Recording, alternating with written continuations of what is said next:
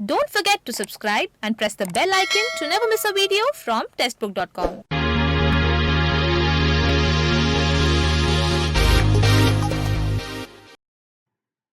नमस्कार, स्वागत है आपका टेस्टबुक.com में। हाल ही में उत्तर प्रदेश पुलिस में एसआई की पोस्ट की रिक्रूटमेंट नोटिफिकेशन रिलीज हुआ था। टोटल 9,534 वैकेंसीज रिलीज हुई थी इस रिक्रूटमेंट नोटिफिकेशन में और इसके जो ऑनलाइन रजिस्ट्रेशन है, जो ऑनलाइन एप्लीकेशन फॉर्म है, वो फिल होना स्टार्ट हो चुके हैं। यानी आप ऑनलाइन इसके लिए अप्लाई कर सकते हैं। जो ऑनलाइन रजिस्ट्रेशन है वो 1 अप्रैल 2021 से शुरू हो चुके हैं और 30 अप्रैल 2021 तक ऑनलाइन रजिस्ट्रेशन का जो लिंक है वो आपका एक्टिव रहेगा। यानी 1 अप्रैल से 30 अप्रैल तक आप अप्लाई कर सकते हैं। तो जो कैंडिडेट्स यहाँ पर अप्लाई करने वाले हैं इस यूपी पुलिस एसआई की रिक्रूटमेंट नोटिफिकेशन में, उनको मैं आज इस वीडियो के अंदर बताऊंगा कि आपको कौन-कौन से डॉक्यूमेंट्स अपलोड करने पड़ेंगे फॉर्म फिलिंग के दौरान। तो मैं वो सारे डॉक्यूमेंट्स मैं आपको बताने जा रहा हूं जो आपको अपलोड करने होंगे, किस फॉर्मेट में आपको डॉक्यूमेंट्स अपलोड करने होंगे, उनका साइज क्या होगा, सारी जानकारी मैं आपको इस वीडियो के अंदर देंगे। क्योंकि बेसिकली जो फॉर्म्स होते हैं उनमें क्या है, आपकी जानकारी ली जाती है डॉक्यूमेंट से रिलेटेड, लेकिन यहाँ पर आपको डॉक्यूमेंट्स की जानकारी के साथ साथ उन डॉक्यूमेंट को अपलोड भी करना होगा। वही हम आपको इसमें बताने वाले हैं कि कौन कौन से डॉक्यूमेंट्स आपको फॉर्म फिलिंग के दौरान यहाँ पर अपलोड करने होंगे। और ये हम आपको इसलिए बता रहे हैं ताकि जब आप फॉर्म फिल करने बैठे तो आपके पास सभी जो डॉक्यूमेंट्स हैं वो रेडी हो, सही फॉर्मेट में हो और सही साइज में हो, जिससे आपको फॉर्म फिल करने में ज्यादा समय नहीं लगे। आपका फॉर्म जो है वो एक बार में बिना किसी रुकावट, बिना किसी प्रॉब्लम के फिल हो जाए और सबमिट हो जाए। इसीलिए हम आपको बताने वाले हैं कि कौन-कौन से डॉक्यूमेंट्स आपको अपलोड करने होंगे यूपी पुलिस एसआई के रिक्रूटमेंट नोटिफिकेशन के फॉर्म फिलिंग प्रोसेस में। तो आइए शुरू करते हैं। सबसे पहले देखिए आता है फोटो सिग्नेचर। हर फॉर्म में फोटो सिग्नेचर तो अपलोड करने ही होते हैं। तो देखिए इसमें भी आपको scanned colour passport size photo और स्कैन्ड सिग्नेचर यहाँ पर आपको अपलोड करने होंगे। जो आपका फोटो सिग्नेचर है वो जेपीजी या फिर जेपैक फॉर्मेट में होने चाहिए। फोटो का साइज आपका मिनिमम 11 केबी और मैक्सिमम 30 केबी होना चाहिए और आपके सिग्नेचर का साइज जो है वो मिनिमम 5 केबी और मैक्सिमम 10 केबी होना चाहिए। तो ये आपके फोटो सिग्नेचर हो गए। फोटो सिग्नेचर कैसे अपलोड करने हैं वो भी आपको दिखा देता हूं।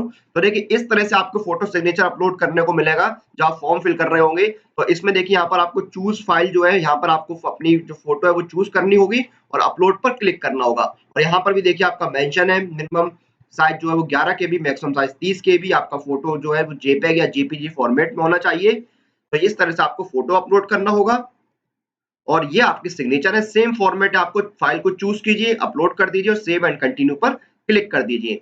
तो इस फॉर्मेट में आपको अपने फोटो और सिग्नेचर यहाँ पर अपलोड करने हैं। तो देखिए मैंने अपने जो फोटो सिग्नेचर है वो हमेशा मैं इस free photo cropping and resizing tool के जरिए रिसाइज करता हूँ। अगर आपको भी अपने फोटो सिग्नेचर को रिसाइज करना है तो इस टूल का जो लिंक है वो आपको डिस्क्रिप्शन में मिल जाएगा। फोटो सिग्नेचर के बाद देखिए आपके जो एजुकेशनल डॉक्यूमेंट्स है वो आपको यहाँ पर अपलोड करने होंगे। सबसे पहले आपकी 10th की मार्कशीट या सर्टिफिकेट जिसमें आपका डेट ऑफ बर्थ हो। उसके बाद फिर आपका 12th का मार्कशीट या सर्टिफिकेट जिसमें आपका डेट ऑफ बर्थ हो और उसके बाद आपकी ग्रेजुएशन की जो डिग्री है वो आपको अपलोड करनी होगी। ये 3 आपके मस्ट है क्योंकि आपका 10th तो ग्रेजुएशन से नीचे तो आप अप्लाई नहीं कर सकते। अगर आप ग्रेजुएट है तो आपने 10th और 12th भी किया होगा। तो ये जो तीनों डॉक्यूमेंट है इनकी आपको जानकारी देनी होगी पहले और फिर उस जानकारी के बाद आपको आगे चल के ये डॉक्यूमेंट्स अपलोड भी करने होंगे। तो 10th की मार्कशीट या सर्टिफिकेट, 12th का मार्कशीट सर्टिफिकेट और फिर आपकी ग्रेजुएशन की जो डिग्री है वो आप उसकी पूरी जानकारी आपको देनी होगी और ये डॉक्यूमेंट जो है वो अपलोड भी करने होंगे। जानकारी कैसे मांगी गई वो भी आपको दिखा देता हूं। ये देखिए ये आपके 10th और 12th की जानकारी, इसी तरह ग्रेजुएशन की जानकारी मांगी जाएगी। आपको बोर्ड का नाम बताना है और जब आपने पास किया है वो आपको यहाँ पे महीना बताना है और साल बताना है, अपने रिजल्ट का स्टेटस बताना है। रिजल्ट का स्टेटस यहाँ पर ऑटोमेटिकली आपका पास ही रहेगा क्योंकि यहाँ पे अपीयरिंग कैंडिडेट्स अप्लाई नहीं कर सकते। जिन कैंडिडेट का रिजल्ट आ चुका है, जो पास कर चुके हैं वही अप्लाई कर सकते हैं।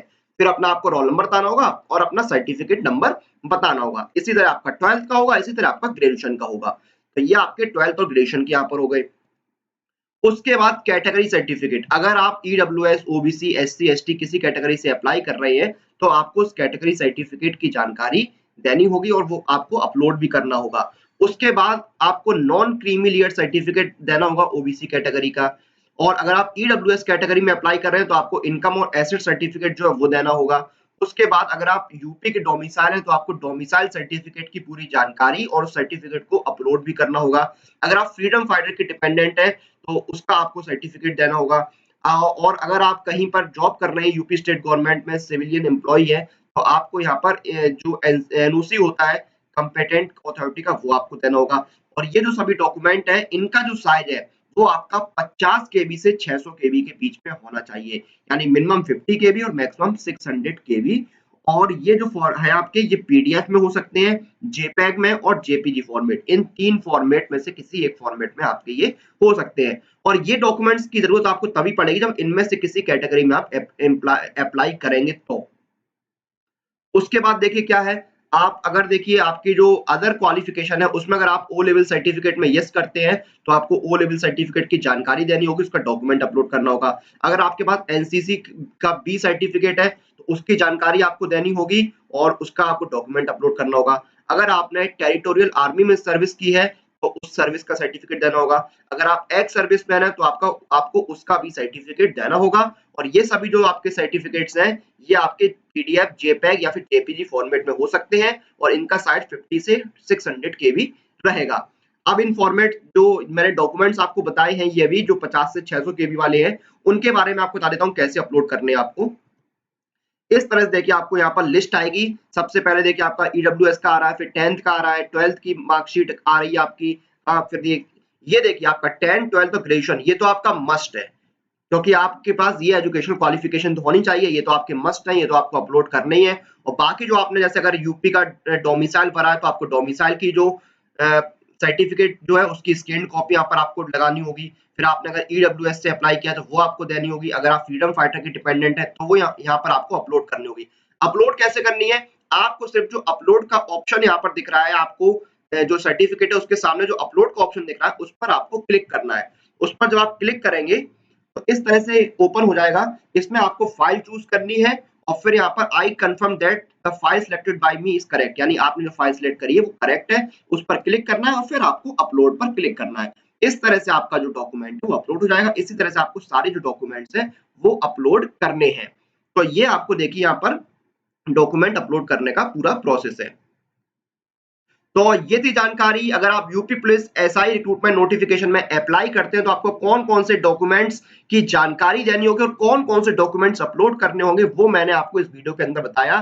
क्योंकि जिससे आपको क्या है, जब आप फॉर्म फिल करें तो आपको पास सारे जो डॉक्यूमेंट्स है वो कंप्लीट हो, उनकी स्कैन्ड कॉपी हो, वो प्रॉपर फॉर्मेट और प्रॉपर साइज में आपके पास अवेलेबल हो, जिससे आपका फॉर्म जो है वो एक ही बार में पूरा फिल हो जाए, आपको बार बार जो डॉक्यूमेंट्स उनको कलेक्ट ना करना पड़े। इसलिए मैंने जानकारी आपको दी है। तो आपको देखिए आपके फोटो, सिग्नेचर, ये आपकी कंपलसरी है। उसके बाद आपके 10 का मार्कशीट या सर्टिफिकेट, आपका 12 का मार्कशीट या सर्टिफिकेट और आपका ग्रेजुएशन का मार्कशीट या सर्टिफिकेट, ये आपका मस्ट है। उसके बाद आप जो डॉक्यूमेंट, बाकी जो डॉक्यूमेंट्स है, जैसे आपका अगर आप यूपी का डोमिसाइल है तो आपको वो अपलोड करना पड़ेगा, अगर यूपी का डोमिसाइल नहीं है तो आपको अपलोड नहीं करना पड़ेगा। उसके बाद जो भी आप अगर ओ लेवल सर्टिफिकेट आप है तो वो आपको अपलोड करना पड़ेगा। तो बाकी जो डॉक्यूमेंट्स है वो डिपेंड करेंगे आपकी आपके ऊपर। जो आप यहाँ फॉर्म फिलिंग में अगर उन डॉक्यूमेंट अगर वो उनकी जानकारी आप देते हैं फॉर्म फिलिंग में, अगर आप जैसे आपके पास ओ लेवल सर्टिफिकेट है तो आप उसमें यस करेंगे, और अगर आपके पास ओ लेवल सर्टिफिकेट तो उसकी आपको जानकारी देनी पड़ेगी।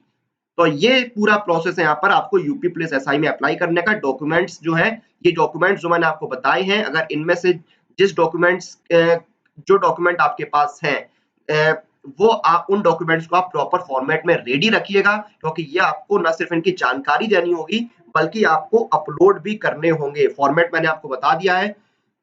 तो देखिए जो कैंडिडेट्स यूपी पुलिस एसआई में अप्लाई करने वाले हैं और उसकी तैयारी कर रहे हैं, उनके लिए टेक्स्ट बुक सिलेक्ट लेकर आए UP police SI live coaching.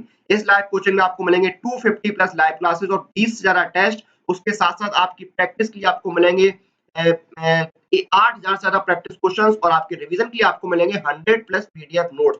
इस कोचिंग का जो लिंक है वो आपको डिस्क्रिप्शन में मिल जाएगा। उसके साथ साथ आपके अलग अलग एग्जाम्स की कंप्लीट प्रिपरेशन के लिए सबसे अच्छा ऑप्शन है वो है ये ईयरली टेक्स्ट बुक पास, क्योंकि इस एक पास के अंदर आपको मिलते हैं 170 प्लस कोर्सेज और 15,000 से ज्यादा मॉक टेस्ट, एग्जाम की स्ट्रेटजी के वीडियोस और एक्सपर्ट की गाइडेंस। तो ये है one pass for complete learning of 170 plus exams. तो ये थी जानकारी यूपी पुलिस एसआई में फॉर्म फिलिंग के दौरान कौन कौन से डॉक्यूमेंट्स की आपको जरूरत पड़ेगी, वो मैंने आपको इस वीडियो के अंदर बताया। इसी के साथ इस वीडियो को हम यहाँ पर समाप्त करते हैं। आप लोग अपनी एग्जाम प्रिपरेशन और एग्जाम रिलेटेड अपडेट के लिए टेक्स्ट बुक के साथ बने रहिए। Press the bell icon for all the latest update regarding your exam.